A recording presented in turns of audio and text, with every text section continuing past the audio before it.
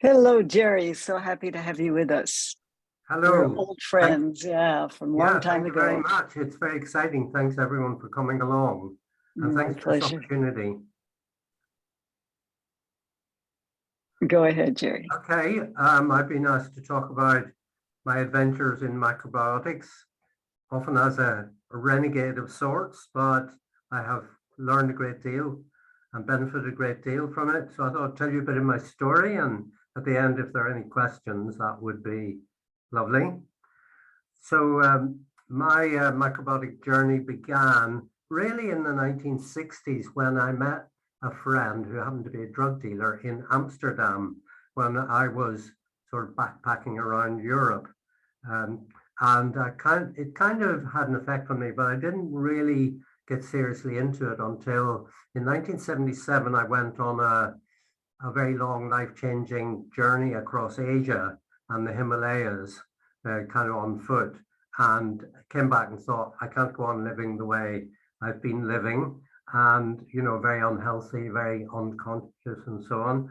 And I enrolled in 1978 at the Kushi Institute in London, which was really the beginning of my entry into the whole world of personal development, spiritual development, and the fact that you could do something about your destiny rather than just hoping things would get better and things would work for you. So it was a very positive start. In 1980, I went on to the Kushi Institute in Brookline, Massachusetts, near Boston. And that was a kind of longer course, more in-depth course, where we met, a bit later. And I had such a wonderful experience with all the learning of a very wide range of health in the broadest sense related topics, and connecting with my individuals who are in macrobiotics and wonderful teachers like Bill Tara. And it was a great kind of blossoming for me and an opening up to many possibilities of life and forming great relationships and having a lot of fun. While there, I walked in the first day I arrived, actually before the course had started. I walked into the offices of East West Journal, and I had been sending them some humorous articles about macrobiotics, which they had published. And I said, I just came in to say hello. This is the person who's been sending you stuff. Thank you for publishing kind of affectionately parody stuff of macrobiotics. And they said, oh, do you want a job? I said, okay. When shall I start? And they said, what about tomorrow? So I became an editorial assistant there, which was great. The East West Journal, I've got a few copies here that I contributed to. It was a very leading journal, I don't know if it still is, in the US about alternative whole health and a lot about macrobiotics. The Kushi Institute brochure, they actually came around looking for students to feature on the cover, and you can see me in the corner there. This is many years back. This is me here. And that was a great experience. Kushi Institute, here's a staff photo, which I can be seen in somewhere. I think I'm, it's back front, about there. Yeah, with Lenny Jacobs, who was the editor. Don't know if he's still around. That was a great time working for them. And I was sent on gigs like, I'll travel around the USA and evaluate whole food restaurants, which was a fantastic gig, or go around the USA and investigate macrobiotic summer camps.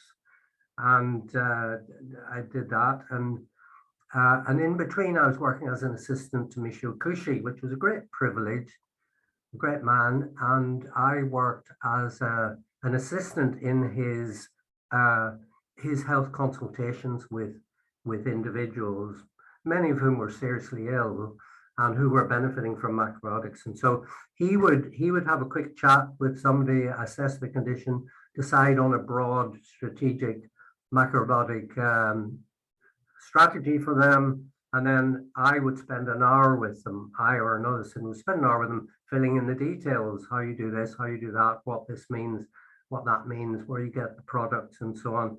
And I remember there was one incident where there was one client who was very ill, and Michio had seen him a number of times, but he wasn't getting well.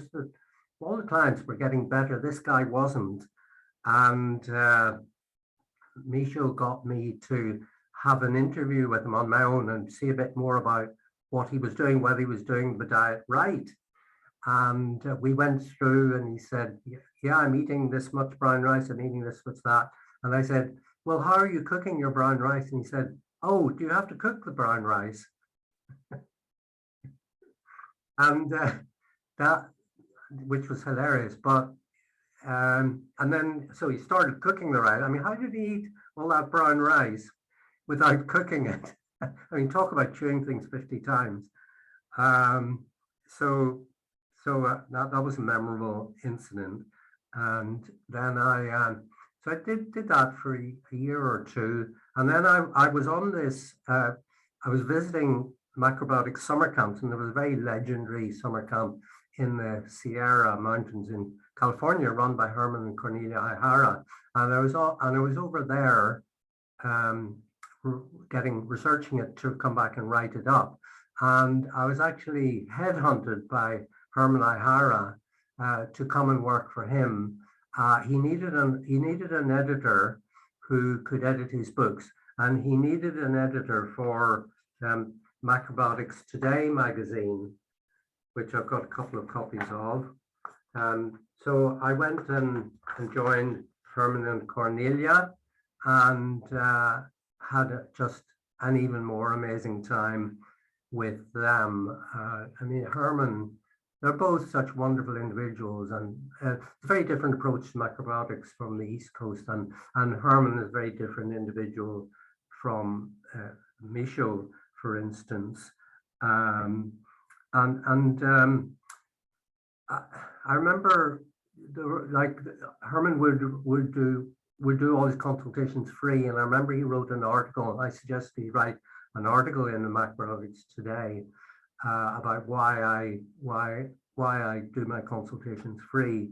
He had a very different, he wasn't into world domination really, and he was a very powerful individual. He had brought rice cakes to the USA, and then he had sold the business to a food company, and then used the money to set up GOMF, George Sawa Macrobiotic Foundation in Chico, California, which was a very hot place in the Sacramento Valley. So I worked with him there very closely as a close personal assistant, and he had the most amazing energy field of anybody I ever met. I remember there was one time he provided us, you lived in and you ate all your meals with the family, and you had accommodation, and then the office was in the courtyard, and you went into the office and you did your work, and then you came back to your quarters, and he gave you a car, and there's a lot of funny stories about that, the car. And but I remember one occasion I had an edition of Macrobiotics Today which needed to be finished and got out to press that day. It was a Saturday morning. I was going into the offices in the courtyard, which were very dark and cool in the bright sunshine. And I approached the door to open it, and I just felt this extraordinary energy field, like something was saying to me, don't go in there. It was like I could feel a kind of force field that I was not to go through. And I kind of looked in, and I saw Herman was at his desk, and there was this extraordinary, there was some energy he was generating which wasn't typical of him, which was very peaceful, calm, affectionate, sensitive. And I got the feeling that he was very angry, which he was. And so the next time we were back to work, Monday morning, I said, have I done something to make you angry, Herman? He said, no, it's somebody else, And I know who it was, and there was somebody else in the circle who who he was very angry at. But it was interesting that he projected that energy field, and I remember it to this day. I continued to work for Herman for a couple of years, and I wrote quite a lot of humorous material about. I kind of took the position of macrobiotics is great, and let's laugh. Now let's see the funny side of things together. And there were a lot of readers, you know, who enjoyed that stuff. And I'll give you some examples of it in a minute. But in 1985, I wrote some articles called "Letters from Outer Space," which were like the view of an alien who came to planet Earth and was writing about all the strange ways we did things on the planet Earth. And it was like a vehicle for commenting on human society, on the health movement, on macrobiotics. But in 1985, I got a little bit ill, and just like a kind of fever, and I got a very strong sense that I needed to go back to Ireland. So I told Herman, and he said, "That's a shame. I was going to get you a green card so that you could stay permanently." But it felt like the right thing to do. I went back to Ireland where I previously lived, and I set up in 1985 the Northern Ireland Natural Living Centre. I had learned shiatsu. I was a shiatsu practitioner. I gave cooking classes, which I was qualified in from the KI. And I introduced shiatsu to Northern Ireland. It was on telly a lot because it was a great good news story that Protestants and Catholics could come together and work on each other's bodies and not ask each other's names or where you lived. It was very a powerful thing and a successful business. So as a shiatsu practitioner, I then wrote a book about shiatsu, the Shiatsu Manual. And that actually came out in 1994, was very successful, hundreds of thousands of copies printed. It came out in all the European languages. And in the same year, this book was published, a kind of collection of all the funny stuff I'd written about all the new agey things, astral sextants and tea bags. I think I wrote about macrobiotics in it. Let's see if I can go to mediumship, meditation. Oh, please forgive me. I called it macroneurotics. This is very tongue-in-cheek. An obscure food cult and eating disorder which came to the West from Japan in the 1950s. Macroneurotics holds that food is the only important thing in the universe. The three main foods guaranteed to create total health, happiness, success, fulfillment, and enlightenment are brown rice with miso soup, brown rice with seaweed, and plain brown rice. And it's kind of a poke at how we sometimes got rather fanatical and did focus just on food and organ health, or were very strict, which, you know, was probably too much yang. But that book, Findorn Press published that, still around. Anybody's interested, wants a nice Christmas gift. And so I then continued living and doing macrobiotics in the UK. On the March the 6th, 1998, I hadn't seen Herman for maybe a decade. He had come to visit the UK in London, and I had met up with him there. I mean, I had such a strong connection with him. For instance, going back to California, I did quite a lot of other stuff in California. Like I did the original S training, which was the real tough S training, not like these modern forum sissy versions of it, where you weren't allowed to go out to the toilet or anything like that. And my then girlfriend took me to a kind of psychic group. Oh, sorry, I forgot to switch my phone off. Sorry, I'll switch that off in a minute. Very bad. She took me to a psychic group, and another friend from the Macrobiotic Foundation, Herman's Place, came along. And as soon as they saw us, they said, like they went into horror, like these people are evil, we cannot let them in the building. And what they detected was a very strong guru link to Herman, that they perceived as a sort of silver thread that connects a person to their guru stroke teacher. And this is an anomaly to them, a horror. And so we were kicked out and not allowed in. That was interesting. But I think it pertains to what I'm saying now, because on March the 6th, 1998, I woke up in the morning and I said to my wife, I wonder, is Herman okay? He was just on my mind. I was worried about him.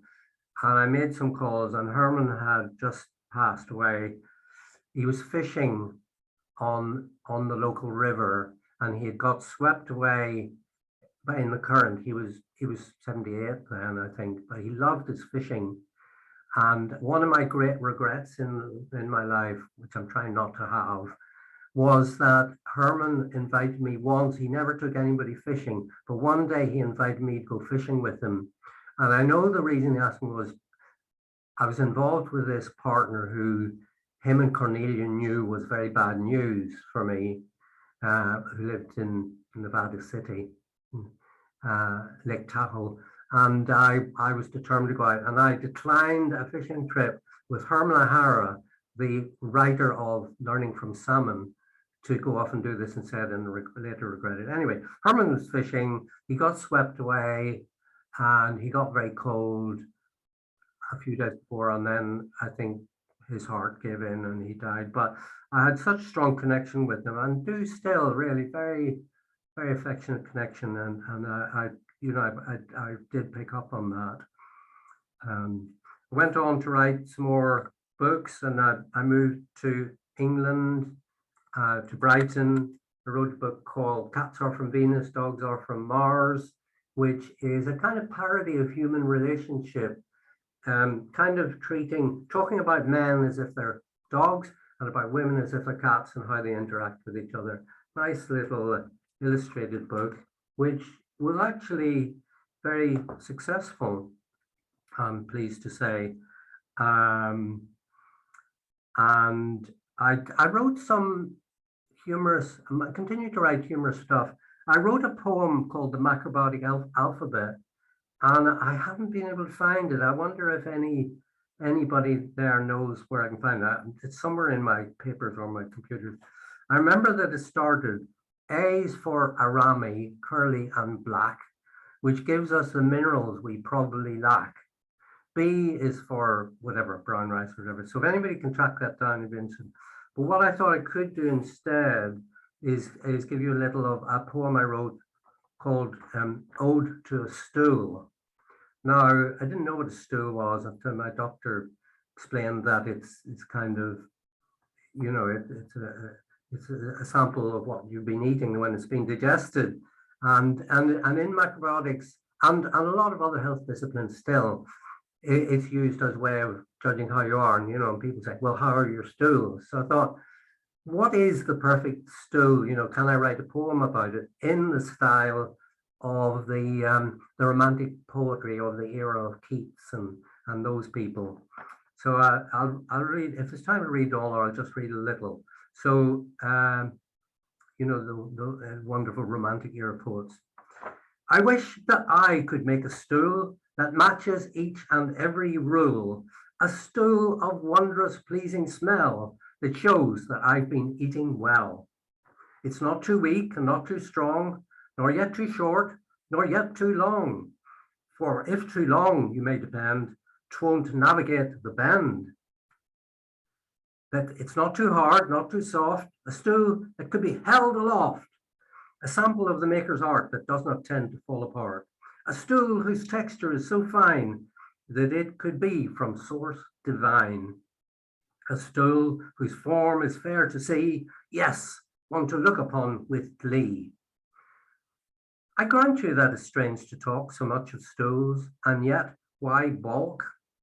When through the ages all the wise have looked on stools with gladsome eyes, they've talked and talked, but still have found that stools by words cannot be bound. They may be big, they may be small, but many think that after all, as Shakespeare said, what's in a name? Called something else, they be the same.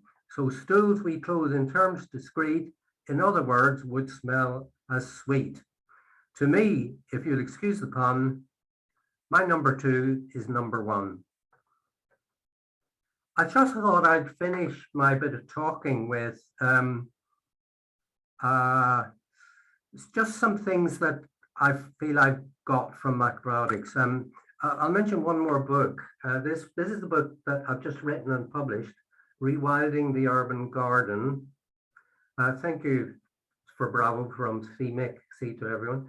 The Rewilding the Urban Garden, an illustrated journal of nature's year. It's got illustrations throughout, and it's got one-page illustrations at the beginning of chapters, and nice woodcut illustrations.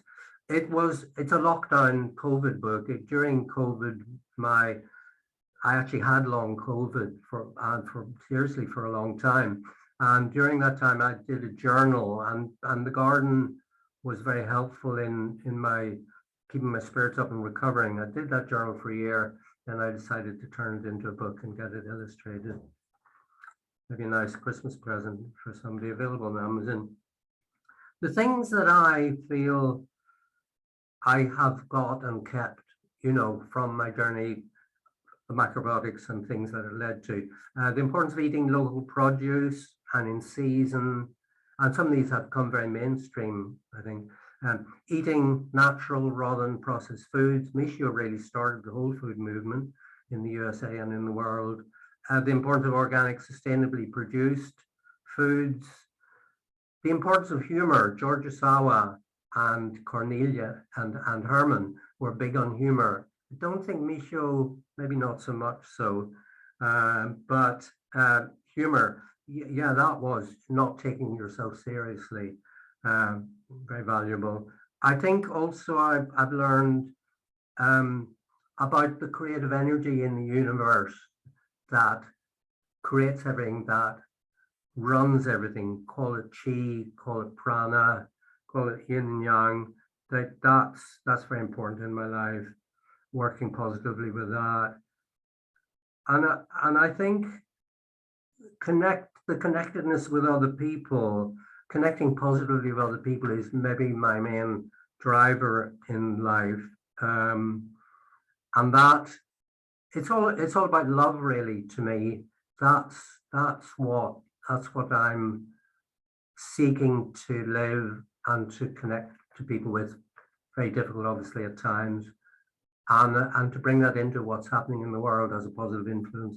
I think lastly, macrobiotics, I've learned about the importance of the connection to the infinite, which I think all the teachers have talked about, and how one can do that. One can transcend. For me, meditation is an important part of doing that, transcending the everyday and connecting to that which is the timeless, infinite present. I think that's something that macrobiotics led me to. So I hope I haven't spoken too long. I hope it's been interesting or sparked some reaction. I'd love to hear anybody's input. Is that okay to go to that now, Tina? Thank you for listening, everyone. Yeah, that's great. Really good. Thank you. So I wonder, this could be a nice time if other people have any kind of stories that they want to share about their beginnings with macrobiotics. Could be a nice opportunity. Dr. Feinerman, for example, well, he's going to speak at 7, so he may be telling his story. Anybody, Clara, Eduardo, anybody who'd like to speak, Akos, anyone who wants to kind of, Cynthia. Yes. I see a lot of people are unmuted, so if somebody's going to speak, they'll have to So Gerry. Hello.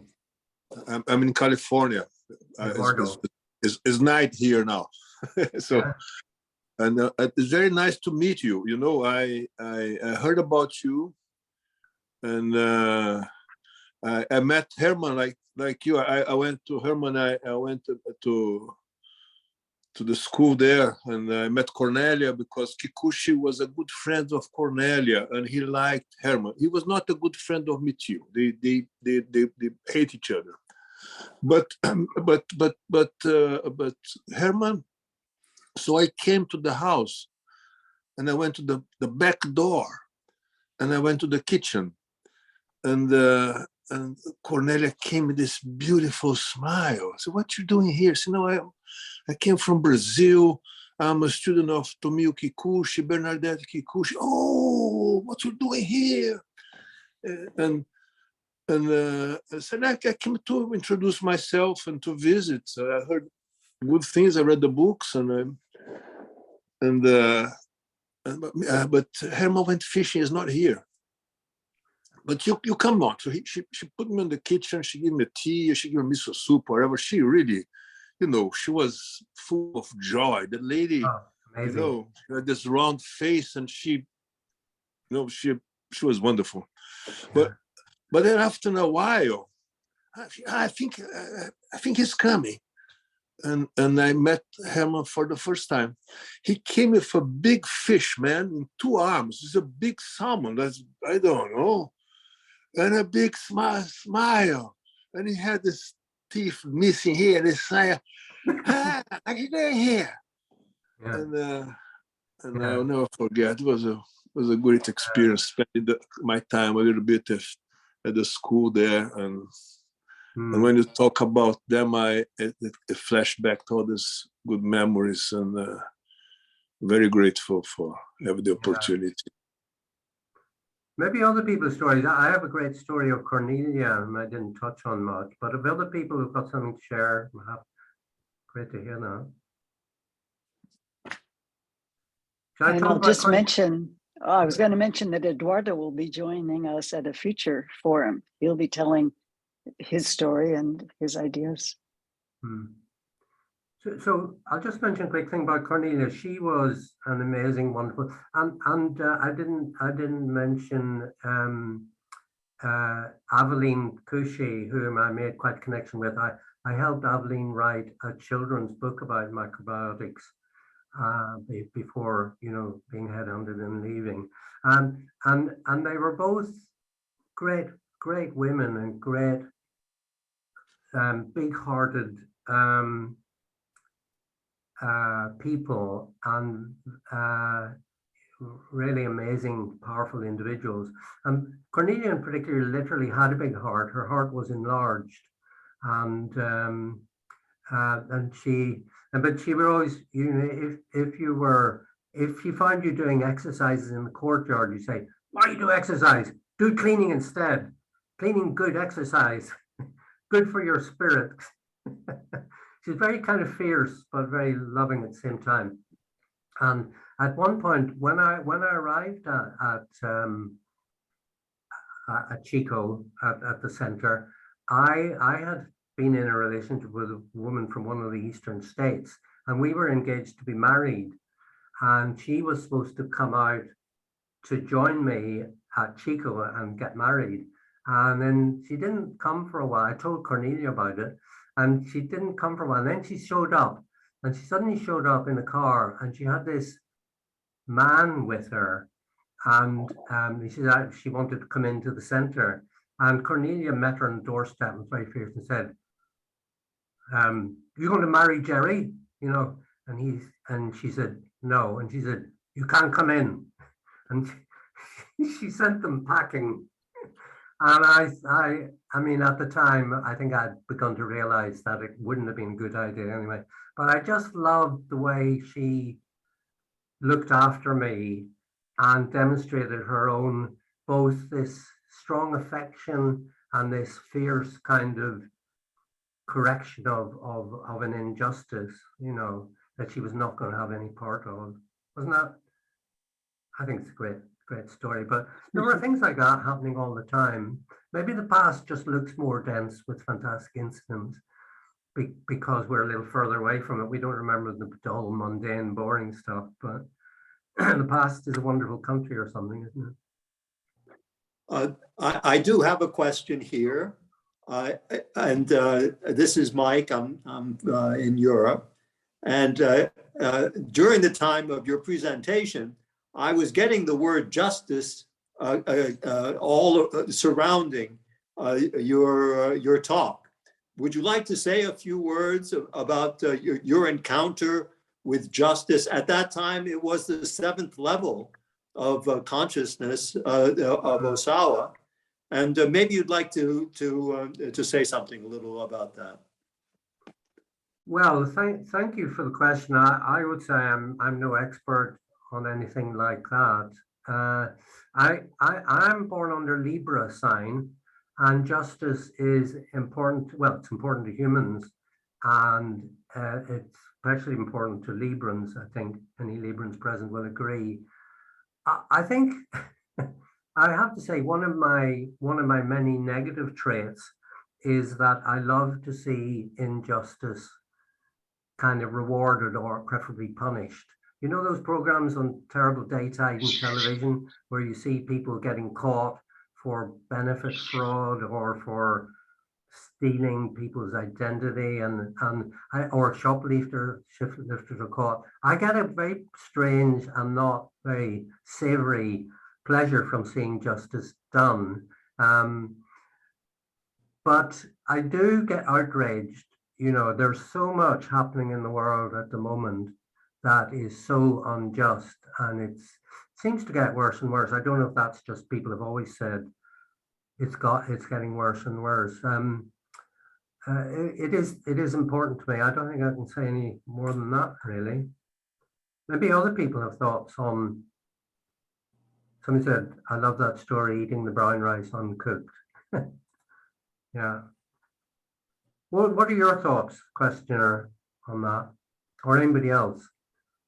Well, from my side, the justice was Osawa's attempt to qualify what the ancient or the classical literature knew under the name of virtue. You read a lot about how important it is in the primitive societies for folks to maintain their sense, their outlook on life. You see, their virtuousness, and justice was the way that he had that Osawa interpreted. You see that word. I think that you replied, exquisitely by saying that it is important to you, and that you do take a certain pleasure to see injustice rewarded in its way. Osawa, of course, he says that this reward that infinite presents us with is a message that we've gone off on the wrong track. You see, and so this is what you're referring to. You're referring to folks who have been a little bit leaning in one way or the other incorrectly for their constitutions or their conditions on their diet, and they need to correct 1 day, 3 days, or whatever you say. But I appreciate your answer, and I really hope and wish that you're able to put a nice book together on the virus and your experience with it, from the macrobiotic standpoint. That's an interesting idea. Just on the subject of justice, Eduardo pointed out that there was kind of some antipathy between Michio and Herman, although not between their women folk.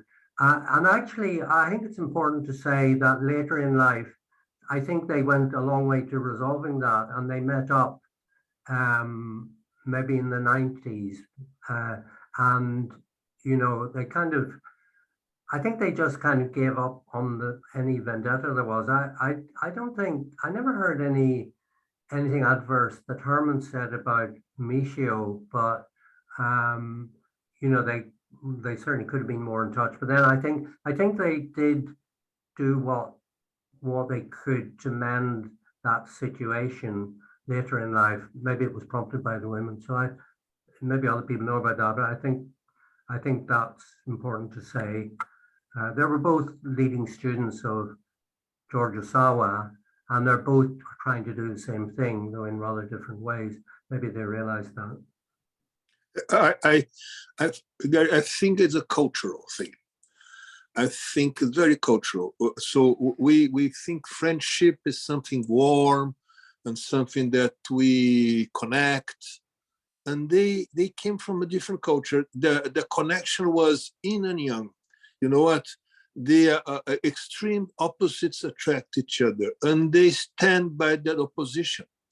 So remember that Kikuchi used to say that presence is being present, and to giving presents. I remember I spent 7 years in his school, and every birthday, he culturally say, you know, you should come and say to the other person what you think about that person despite anything else, because this is a present, because you're going to hear from you what nobody's going to tell you.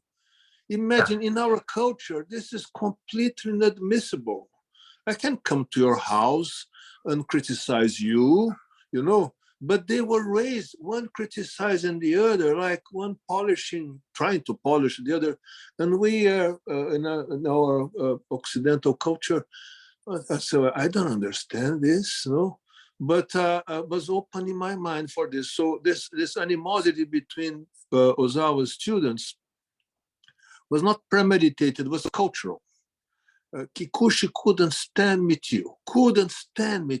And Michio very polite. Michio was a gentleman, very polite. But Michio also poked Kikuchi. They poke each other. But you know what? This is all, for me, is all BS, because, you know, I love Michio. I love everything, and I have nothing to do. But I'm going to talk on my talk about Ozawa a lot, because I know Ozawa by Kikuchi's comments, and I never heard anywhere else what Ozawa was being described by us in Herman or Michio students or French students. Was a unique perspective, because these people they came from war. We are, the world now is back in war, but these guys came from war. They came from the rebuilding Japan after 2 big defeats and very hungry. Yeah. And they start this educational process. Macrobiotic is not a food thing. Macrobiotic is part of an education process of humans. Yeah. So and also education about animals is about giving a treat. You train a dog, you give a treat. You train a horse, you give a treat. You train an elephant, you give a treat.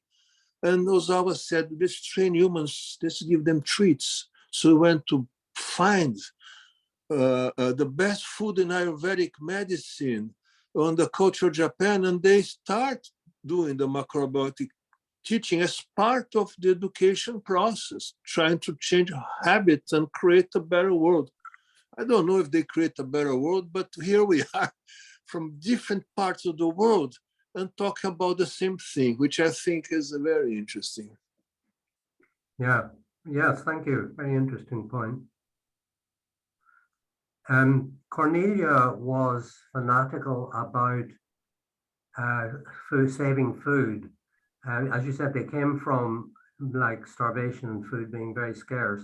And when rice was washed, not even 1 grain of rice must be lost. And that stayed with her all her life, which is also a good appreciation of the preciousness of food, but was influenced by her wartime experience, which is devastating, as you say. I mean, that was nuclear war, wasn't it? So, yeah. No, but also they went, the Japanese, very arrogant. In Empire Japanese, they have the culture. They invade China. They invade Manchuria. Imagine invading China. Kikuchi went there. When the Chinese woke up, it just swept Japanese back to Japan. Was the worst defeat you could imagine. Then they tried to poke the American giant, they poke United States. They got 2 atomic bombs in their backyard. They said, no, we're not going to give up, but it's not going to be through aggression. It's going to be through education. And we are fruits of this movement. And I think it was very good. There was impact through this movement of rebuilding the world through education, through the house of ignorance, admitting that you don't understand anything, what you're doing, and trying to it's a very beautiful process. We were exposed to this culture. It's really memorable. Here we are. Okay.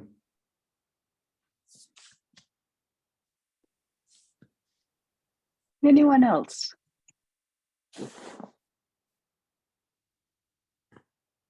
Really?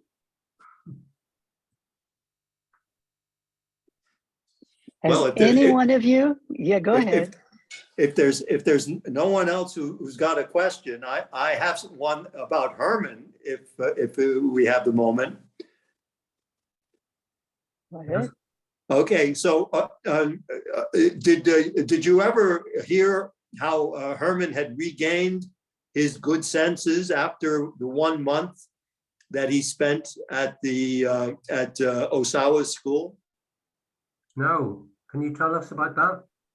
And only what I've read, and I thought maybe you'd be able to fill in a little bit of the story. It may have something to do about the antipathy between Herman and Michio. But you know that after Herman's first wife passed, he lost his mind, and she had just walked out into the wintertime, and she wasn't discovered until the spring, and he lost his mind, and he asked for shelter at Osawa's school. Oh.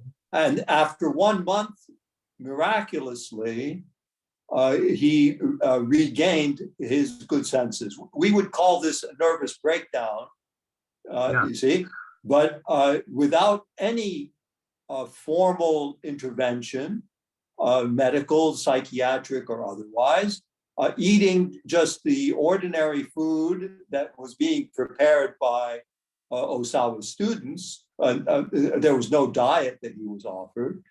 All of a sudden, he recovered. And so I thought he might have confided in you, what happened to cause that.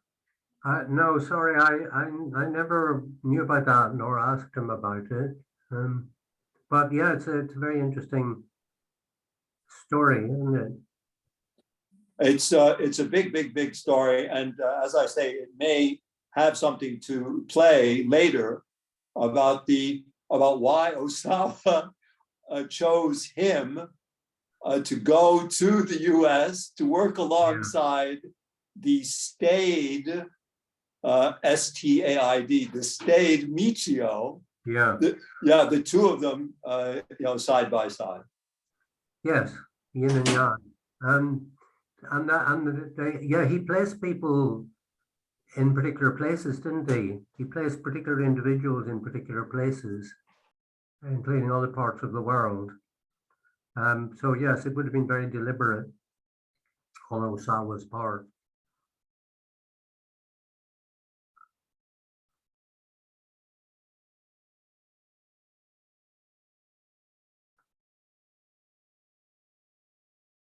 All right then. So I remain only my opportunity to thank you, Gerry. It was wonderful to bring such a richness of macrobiotic background to many people who are not quite as seasoned as you, don't have the experiences, and maybe have heard about what used to go on. So thank you very much. Thank you so much. Thanks for the opportunity. It's a real pleasure. Yeah. Here we go. Hold on. There we go.